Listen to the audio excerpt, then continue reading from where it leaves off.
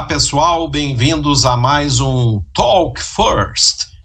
Talk First esse que vocês podem acompanhar da First Aid Medical Band no Instagram, no Facebook, no YouTube, no nosso site e agora também, né, em podcast, em áudio.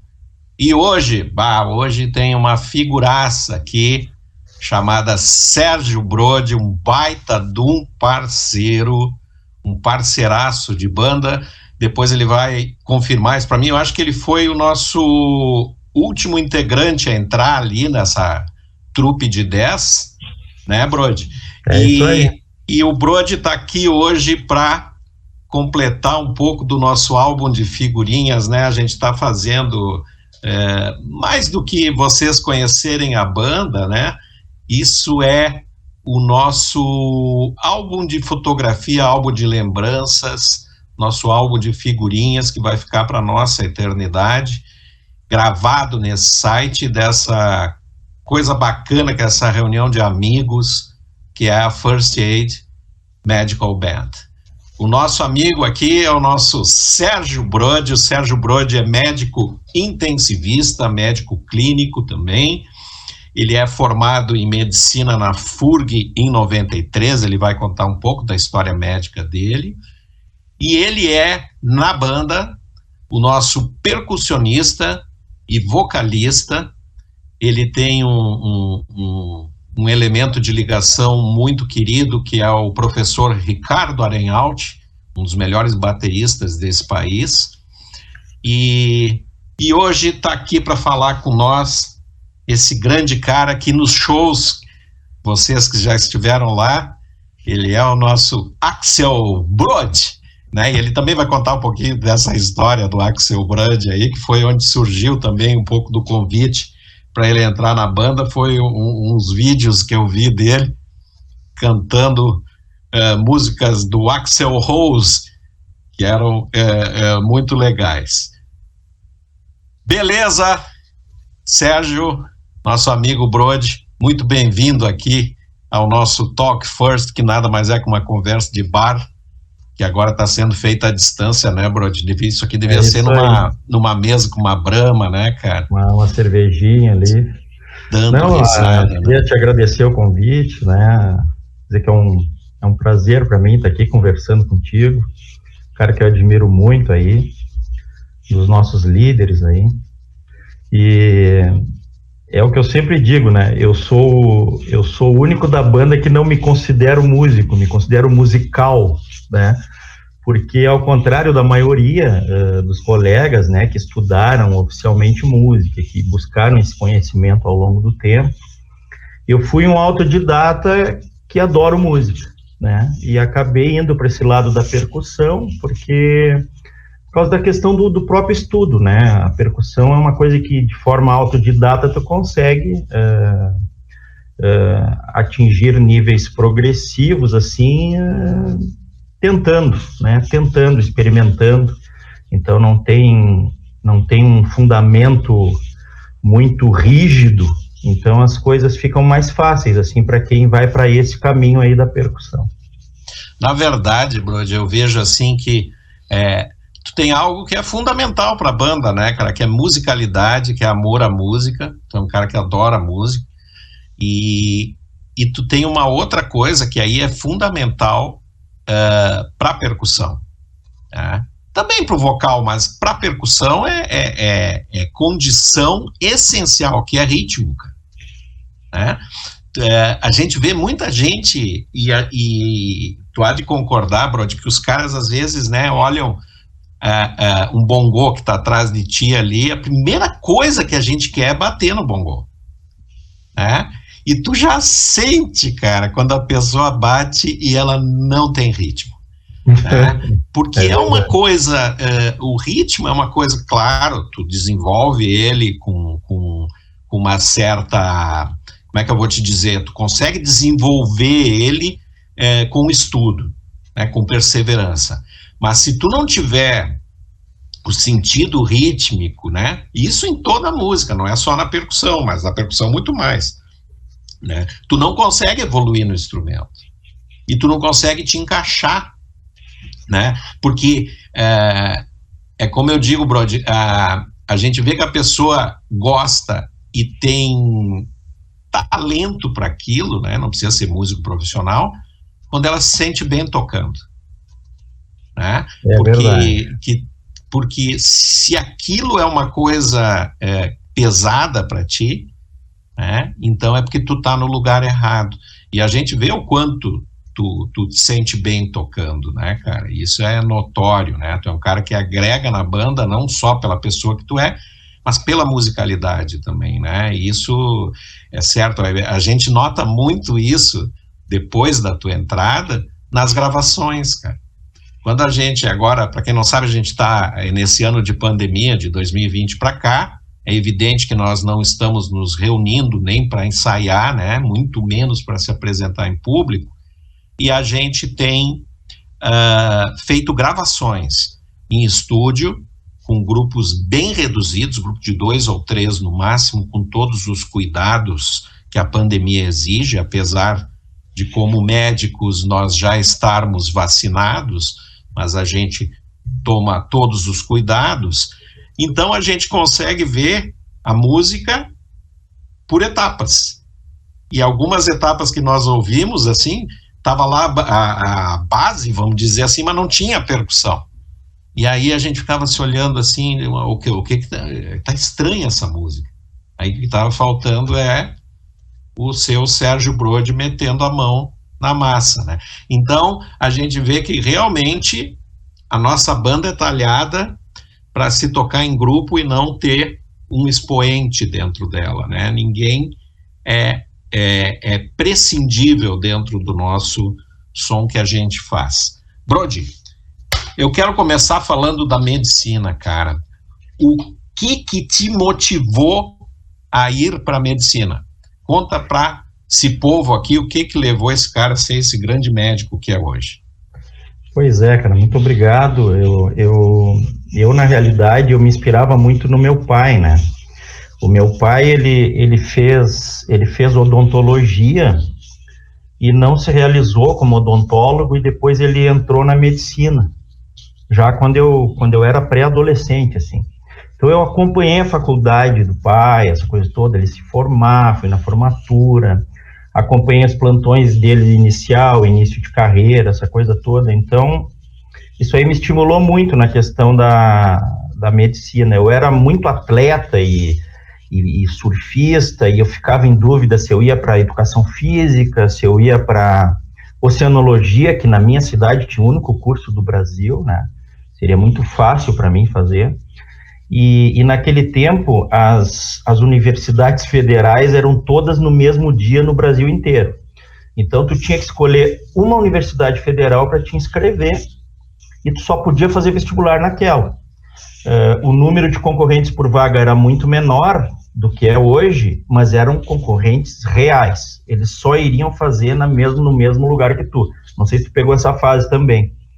Então eu acabei que, por inspiração do pai, eu peguei e terminei o terceiro ano ali, né? Eu fiz num colégio muito bom. Esse período que o pai ficou de estudante, a grana era curta. E o pai investiu muito nessa questão do colégio bom, que era um colégio particular, que era muito bom. E eu acabei fazendo o terceiro ano, um cursinho intensivo no segundo semestre, e em janeiro eu passei no primeiro vestibular e o único que eu fiz. E aí entrei na medicina, fui gostando do curso ao longo, assim, das coisas. Tu fizeste na FURG, né? Na FURG em Rio Grande, que era a minha cidade. Era a minha cidade, eu não... na época a verba não dava para estudar fora, aquela coisa toda, e eu me inscrevi na minha cidade, para o único curso que tinha de medicina. Tive a felicidade de passar, entrei no curso sem saber muito para que lado eu ia, da medicina. O pai era pediatra e nunca me atraiu muito essa questão da pediatria. E eu sou uma pessoa muito, como é que eu posso dizer, eu sou inquieto, assim, né? Eu faço várias coisas ao mesmo tempo, eu me interesso por vários assuntos. E aí eu cheguei no 5º ano de medicina, tinham internatos muito bem organizados lá, internatos em UTI. então com belos professores, que eu agradeço muito a influência deles, e eu fiz ao longo do 5º ano, eu fui interno, tinha prova para fazer, eram 8 vagas por semestre, e eu fiz no primeiro semestre 600 horas de UTI, além da faculdade, 600 horas de UTI geral, e no segundo semestre eu passei para o da cardiologia, eu fiz mais umas 600, 700 horas de UTI de cardio junto com a faculdade. E aí eu me apaixonei pela terapia intensiva, né? Foi aí que eu decidi fazer medicina interna, que é clínica médica, e depois, como era pré-requisito, 2 anos de medicina interna, fazer terapia intensiva, que era especialização em UTI, pacientes graves, que tinham, na época, não era ainda reconhecido como especialidade. Eu ia te perguntar isso. Era uma área de atuação. Tinham 6 vagas no Rio Grande do Sul, nenhuma no Paraná, nenhuma em Santa Catarina, e parece que tinham 4 ou 6 em São Paulo, que eram tipo um R3, assim. E a primeira residência de terapia intensiva do Brasil foi aqui em Porto Alegre, né? E eram 6 vagas no estado. Aí eu consegui uma dessas vagas depois da medicina interna. Eu fiz a medicina interna no Conceição, fiz o 6º ano em a medicina interna no Conceição. Tu fizeste medicina interna 94 e 95? Isso, fiz medicina interna 94 e 95, e aí eu fiz no Conceição, porque eu fui doutorando no Conceição. E depois eu fiz medicina intensiva no Hospital de Clínicas, 96, 97. Então, completou a formação, né? 6 anos de faculdade, mais 4 de residência. E, em seguida, é o que eu digo para os meus residentes hoje, né? Eu coordeno um programa de residência médica hoje, já há muitos anos, e eu digo, a residência é o início da carreira e não a complementação da faculdade, né? Se tu fizer uma boa residência, os teus próprios professores e preceptores já te encaminham para o mercado de trabalho. Verdade. E foi o que aconteceu. Os meus preceptores foram me indicando para empregos menores no início, daqui a pouco eu comecei a entrar nos bons hospitais, e fui fazendo a minha carreira aqui em Porto Alegre, e acabei ficando aqui, né? Num primeiro momento, eu fui convidado para voltar para Rio Grande, eu queria muito morar no interior, mas os caminhos foram me ajeitando aqui em Porto Alegre, eu acabei ficando Ainda aqui. bem. Ainda bem que tu não foi. E isso também, eu estava esperando a deixa para citar. Hoje, eu não sei se é esse a titulação, mas o Brode, ele coordena, né, tu chefia a residência médica em medicina interna do Hospital Moinhos de Vento, é isso, né, Brode? É isso. Vocês são quantos residentes lá? Nós temos 16 residentes de medicina interna e temos 4 residentes de terapia intensiva. Eu trabalho menos hoje na terapia intensiva com os residentes, apesar de eu trabalhar na UTI toda semana, e sou responsável pela residência de clínica médica. Então, temos 16 ótimos residentes que são dedicados, sabe? Eu tenho muito orgulho da turma aí que eu tenho. E eles são também convocados a irem em todos os shows da First Aid, né? Faz parte da formação da residência. E perde nota se não for. Imagina, nota, se não o currículo fica muito ruim, assim, se não aparecer lá, tem que bater palma, tem que gritar Brode. Se tiver sorteio de alguma coisa, tem que participar. É isso aí, comprar camiseta. Tudo.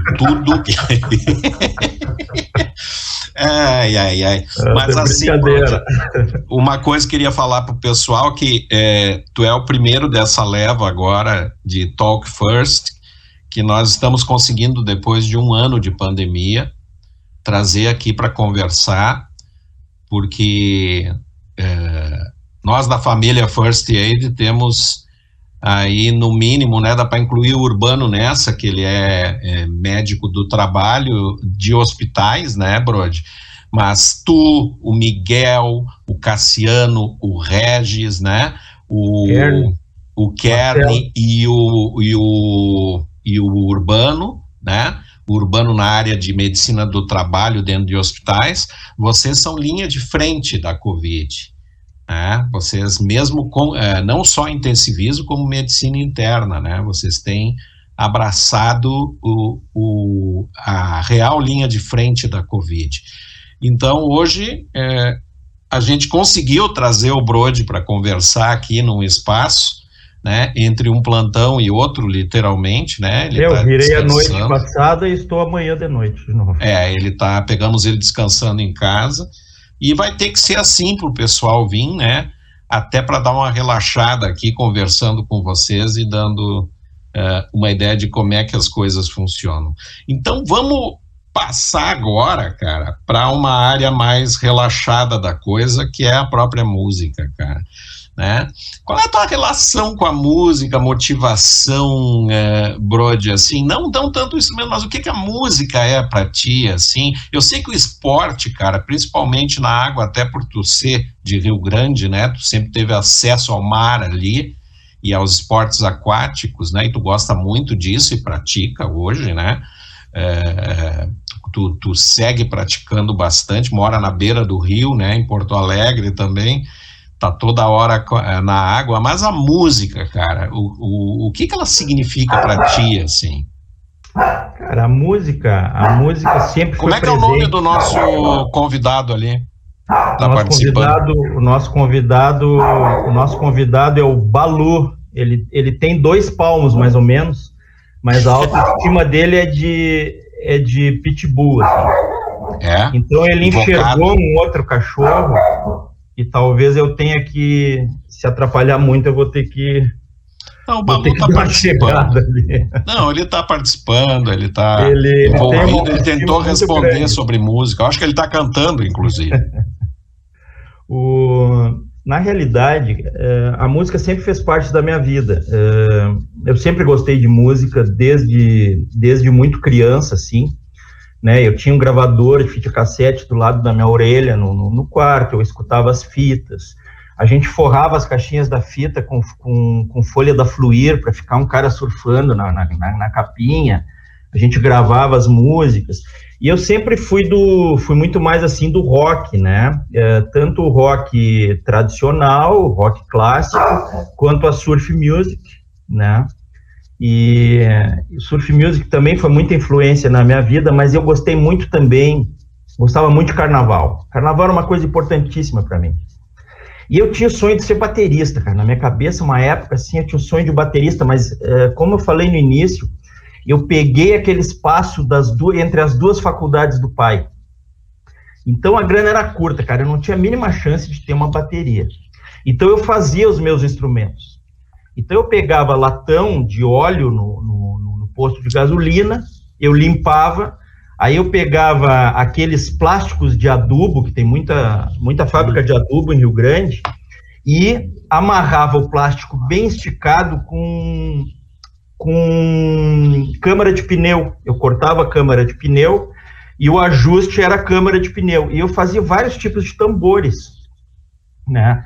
Então a gente tinha um bloco todo com esses instrumentos feitos, e eu tocava, um era tarol, a gente achava que era, um era tarol, o outro era surdo, o outro era cacheta, e eu tinha ritmo para tocar qualquer um deles. É daí que vem.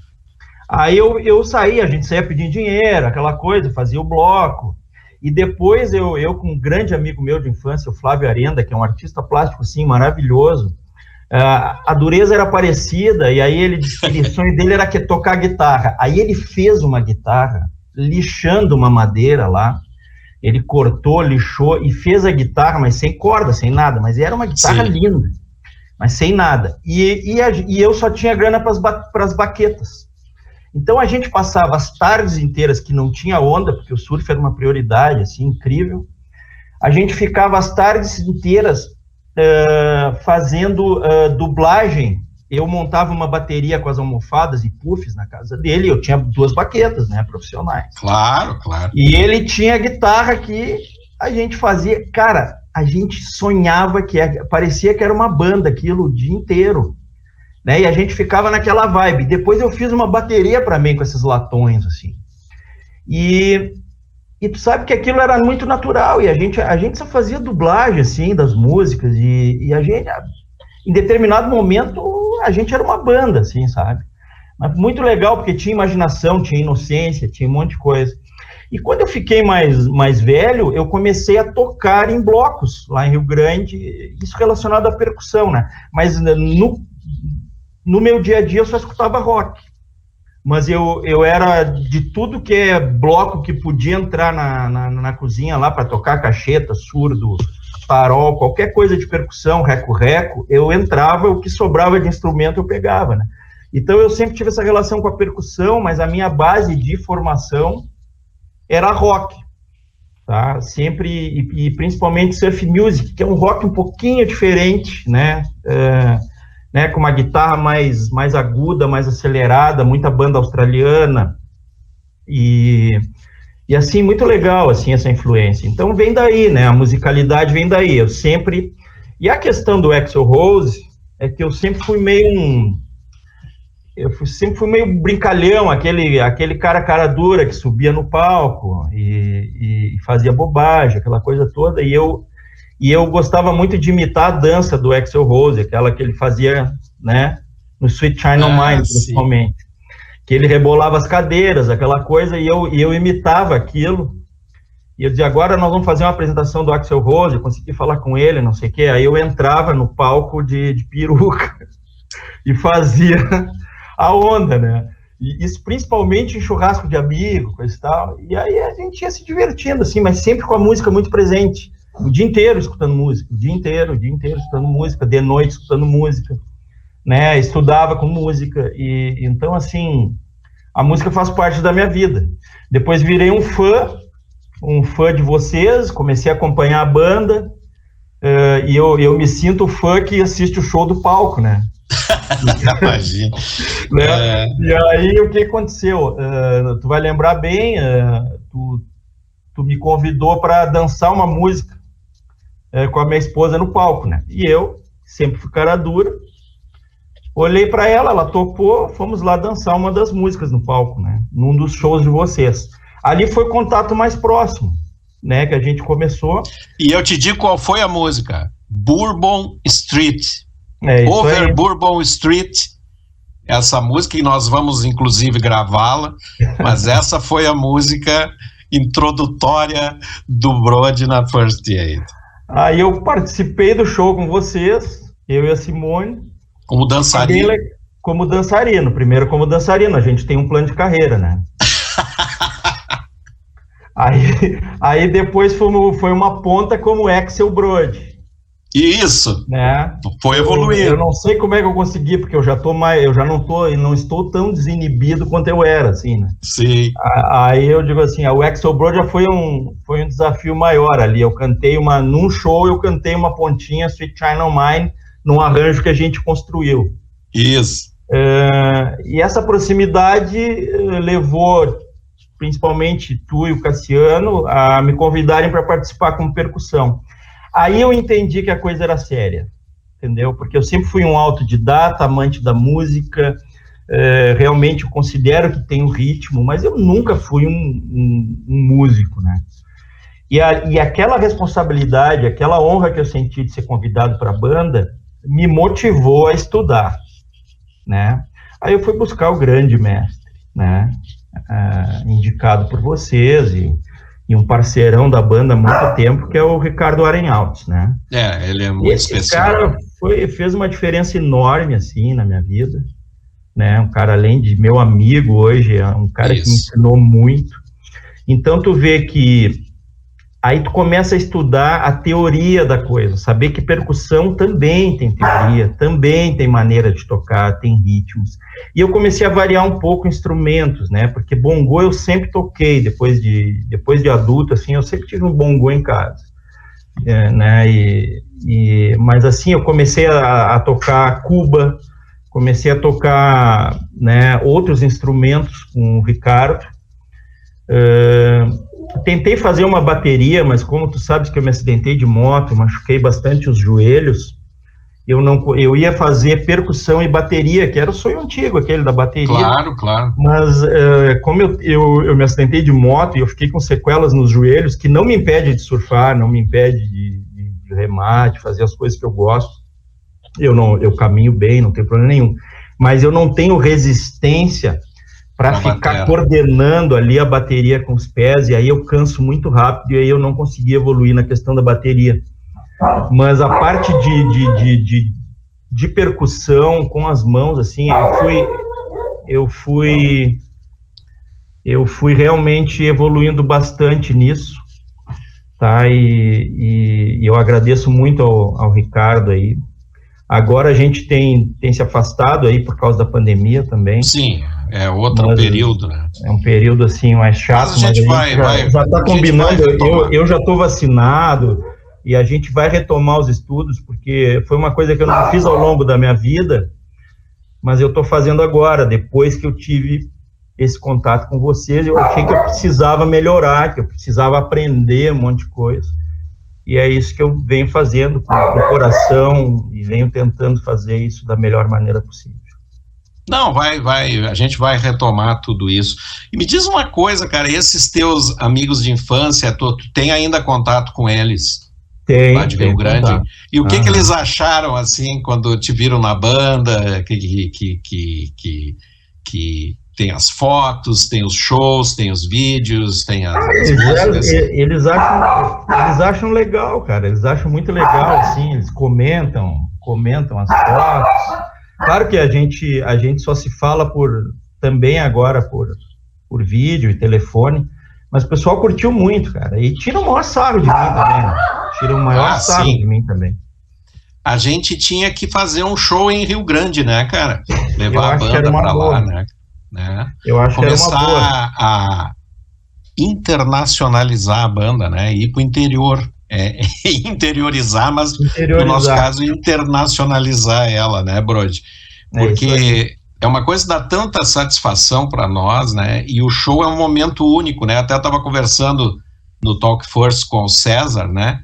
Que é uma celebração, né? Antes do show, né? Quando a gente se reúne ali e fica tomando nosso whiskinho, brincando, conversando, sabendo que tá todos os amigos chegando para ver a banda ali, para fazer uma ação social, né? Isso é tão gratificante, né, cara, para todos nós. É muito relevante, assim, a gente fica muito contente de poder ajudar, assim, né? Eu acho que esse é um dos pilares principais da banda aí, e eu fico muito orgulhoso aí dessas ações todas que a gente consegue fazer aí.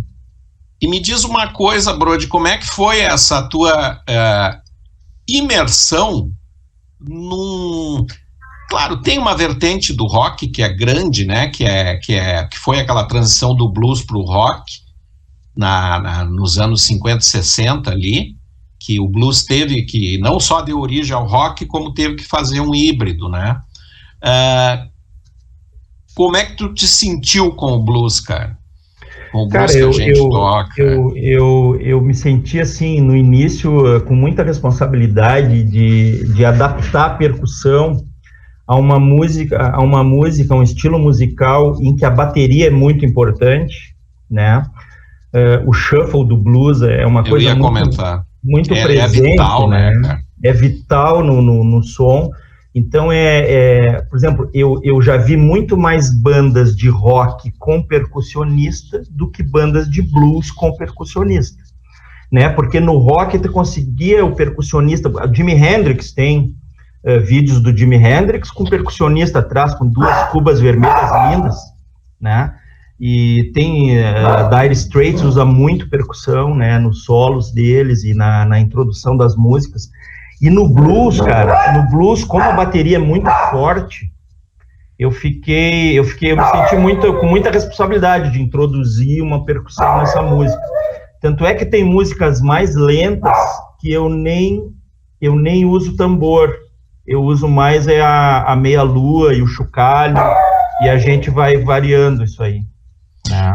Na verdade, a gente tem os dois extremos ou polos da banda, que é o rock e o soul, entra muita percussão, né, cara?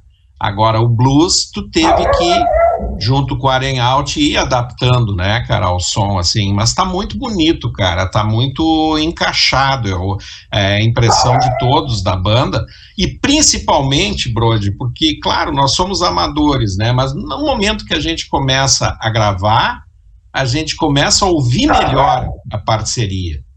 E aí a gente vê a música com as gravações se encaixando, né?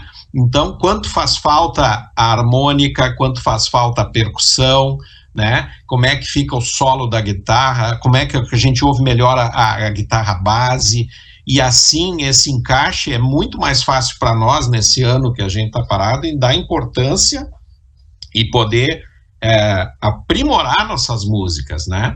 Que as nossas músicas estavam um pouco ensaio e tocar, agora a gente pôde parar, escutar a gravação, escutar, fazer compasso a compasso, limpar as musiquinhas. Então eu tenho certeza que eu fico imaginando nosso próximo show, depois de esmiuçar todas as músicas como nós fizemos, né, cara? Eu tenho certeza que a qualidade musical vai melhorar, né? Porque a gente está muito mais dono da música, né? Seguro do que está fazendo. Eu acho que isso é bem importante. As tuas influências na música, Brody, elas são, dá para dizer que é mais surf music ou rock? Tu ficou nos dois ali. Tu tem alguém que tu diga assim, ó, pá, esse cara, para mim, é o que eu ponho no top one aqui. É o Mark Knopfler, para mim. Para mim é o Mark Knopfler. Eu gosto muito também. Ele é um cara, assim, fantástico, apesar de ser guitarrista, né? Ele é um cara que ele faz todo o arranjo, ele participa da autoria de todas as músicas. E ele é um cara que ele fez músicas espetaculares, assim, com a banda e também depois sem a banda, trocou um pouco a vibe, ficou mais baladas, assim, né, do que o rock tradicional do Dire Straits.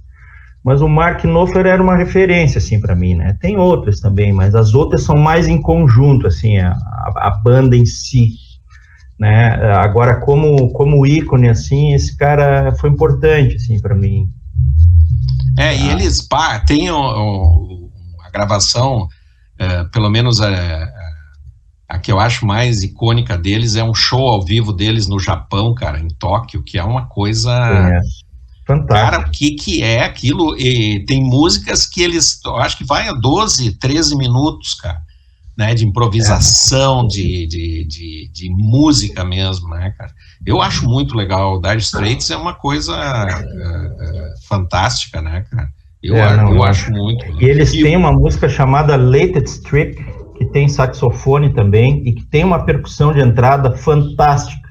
Eles fizeram uma versão com um percussionista lá, que eu ensaio aquilo direto ali, e aquela percussão ali deu um colorido na música. É uma balada bandaço, mais lenta, né, assim, cara, é uma banda. Bandaço. É uma banda, entre outras várias que eu curto, assim, mas se eu for escolher uma referência, assim, a primeira que me vem é Dire Straits, é Mark Knopfler. Sim, sem dúvida. E o que tu tem ouvido ultimamente aí? Cara, eu tenho ouvido mais blues, né?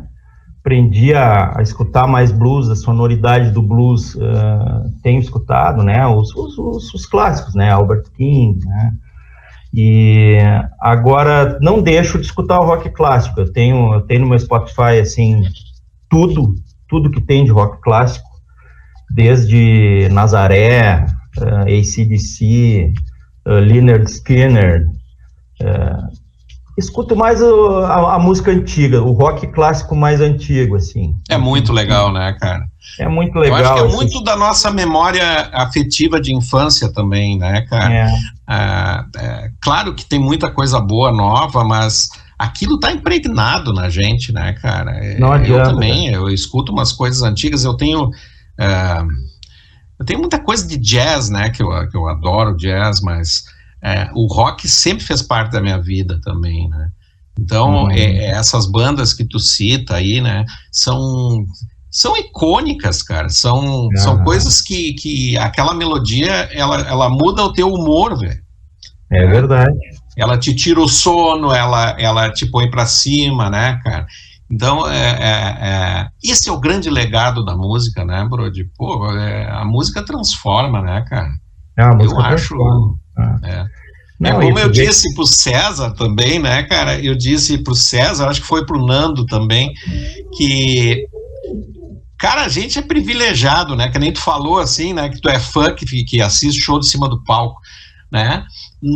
Nós todos, os 10 caras ali, a gente é um pouco maluco, né, cara? Porque a gente resolveu, por ser amante da música, fazer música, cara. É isso aí. Né?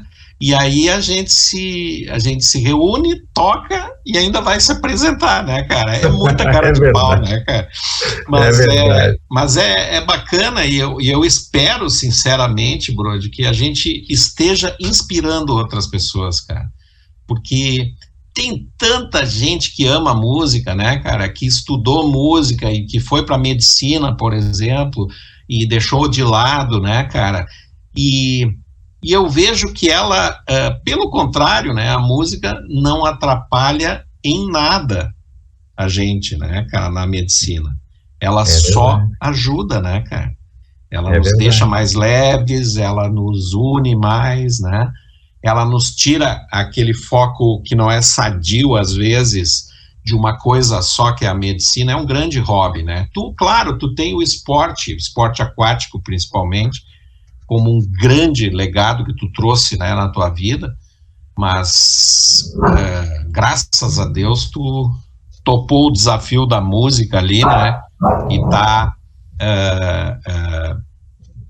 fazendo muito pela First Aid, eu tenho certeza disso. Ó, ele concorda aí também. Cara, tá falando que sim. Eu posso até tirar ele daqui se estiver atrapalhando. Não, faz parte da pandemia, cara. Faz parte da pandemia. Cara, ele é desse tamanho aqui, cara. É desse tamanho, mas ele se acha o cachorro. É impressionante. Ele toma conta. Tu tem um grandão ali também, né? Eu tenho um grandão. O grandão é um santo. Esse pequeno ele acha que é o cara. Inclusive eu folgo um sábado e um domingo por mês, né? E eu levei ele para eu fui remar em Três Coroas, descer o rio ali, Paranhana, e eu levei ele para uma trilha, mas ele ia que era assim, um pitbull na frente, na trilha. Ah, é? Limpando a trilha? Limpando a trilha, assim, mas assim, era incrível, tem fotos do aventureiro.